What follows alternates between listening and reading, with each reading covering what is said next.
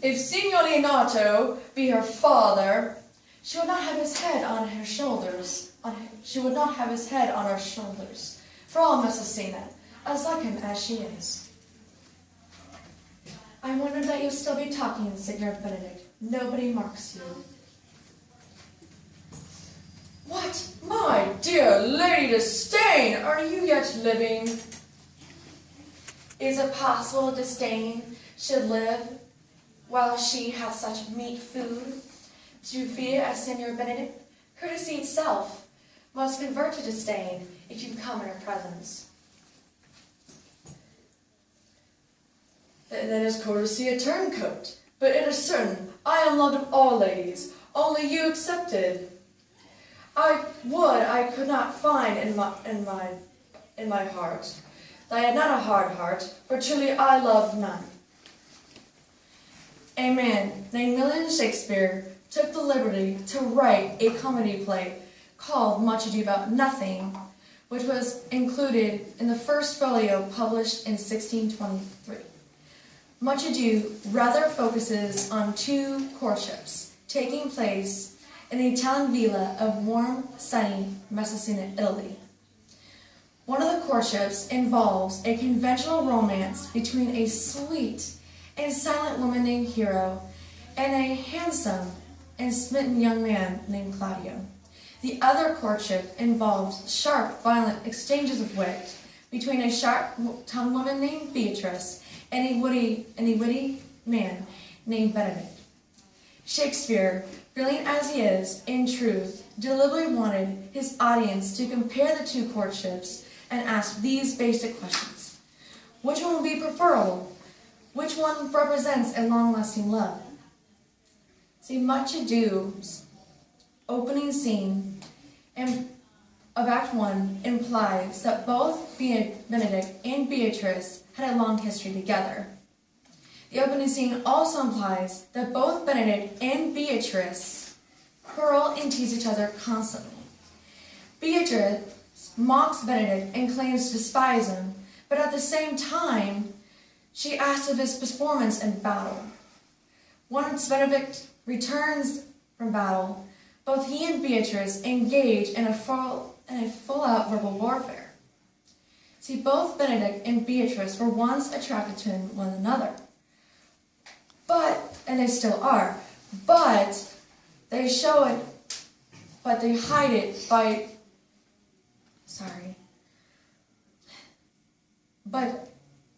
it by, showing disdain towards each other through their constant banter. After all, love has hurt them in the past, and they don't want to get hurt again.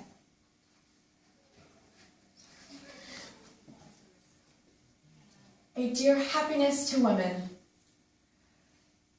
They would also have been troubled with a pernicious suitor. I thank God in my cold blood. I am of your humor for that. I had rather hear my dog bark at a crow than a man swear he loves me. God keep your ladyship still in mind, so some gentleman or other shall scathe a predestinate scratched face. Scratching cannot make it worse, and 'twere such a face as yours were.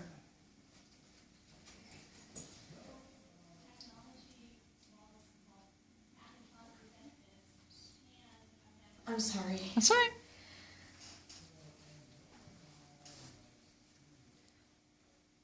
Wow, you are a rare parrot teacher.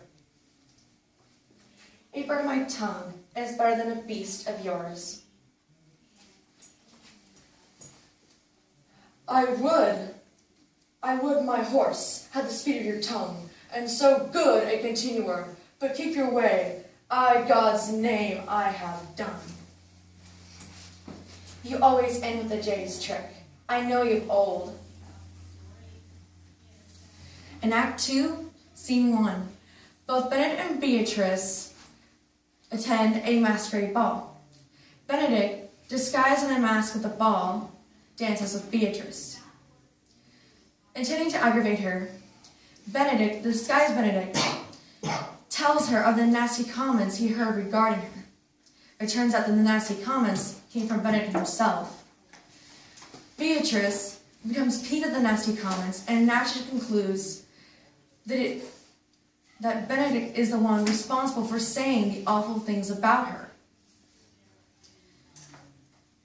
Beatrice then mocks Benedict by calling him the prince's jester, a very dull fool, and rails on and on about him in his disguised self.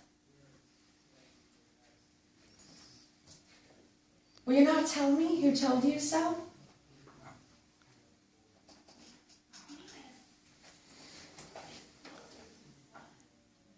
No, you shall pardon me.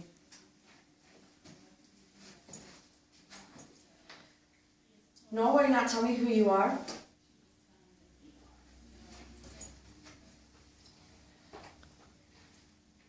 Not no.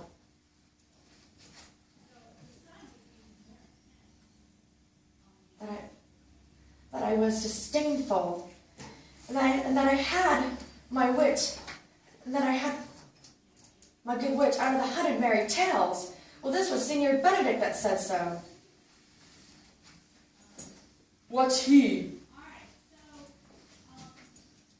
I'm sure you know him well enough. Not I, believe me. Did he never make you laugh? I pray you, what is he?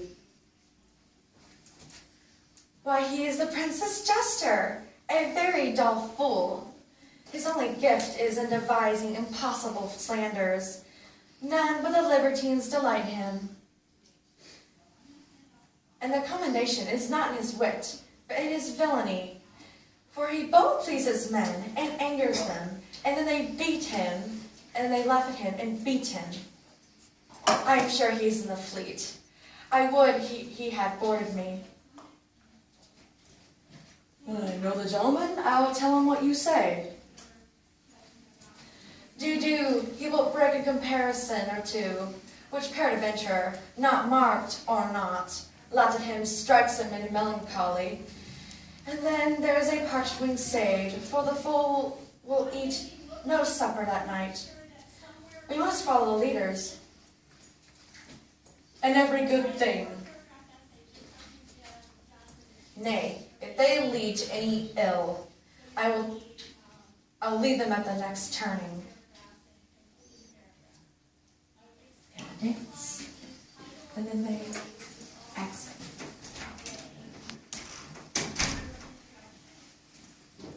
Hurt on the inside by Beatrice's harsh words, Benedict leaves the ball while keeping his cool on the inside. And Act 2, Scene 3. Leonato, here's father. Claudio, here's soon-to-be husband. And Don Pedro, a prince of a region called Aragon in northeastern Spain, as well as a close friend of Leonato, Benedict, and Claudio, trick Benedict into thinking that Beatrice is in love with him. Thus, Benedict promises to return her affections, for he is convinced that Beatrice is hiding her love by looking at him with disdain. This can be no trick. The confidence was sadly born. They have the truth of this from Hero. They see the pity of the lady.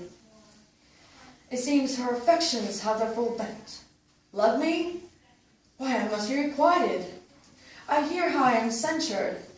They say I will bear myself proudly if I can see the love from her. They say, too, that she'll rather... I think it was had rather, or... I'm sorry. It's okay. I'm sorry.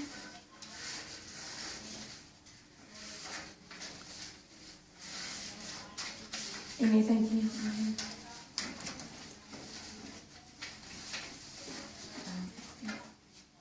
Okay, I was right the first time. They say too that she'll rather die than get any sign of affection. I did never think to marry. I must not seem proud.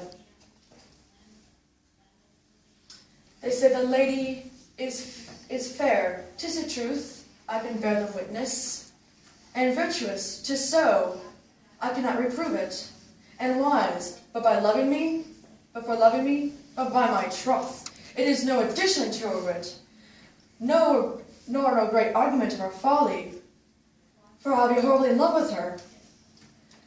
I may have I may chance have some odd quirks and remnants of broken wit on me, for I have railed so long against marriage, but doth not the appetite alter? And man loves the meat in his youth, but he cannot endure in his age. Shall quirks and sentences and pressed bullets of the brain awe a man of the career of his humor? No, the world must be people. When I said I would die a bachelor, I did not think I shall live till I were married. Here comes Beatrice. By this day, she is a fair lady. I do spy some marks of love in her.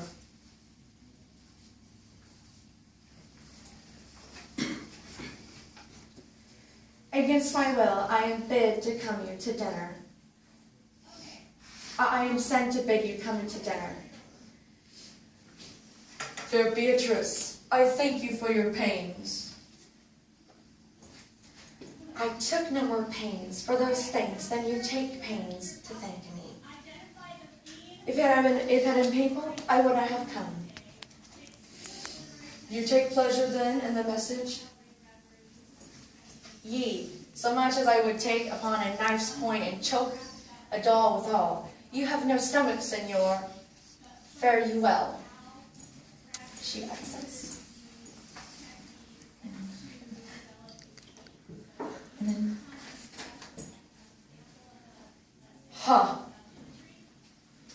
And against my will, I am sent to beg you to come into dinner.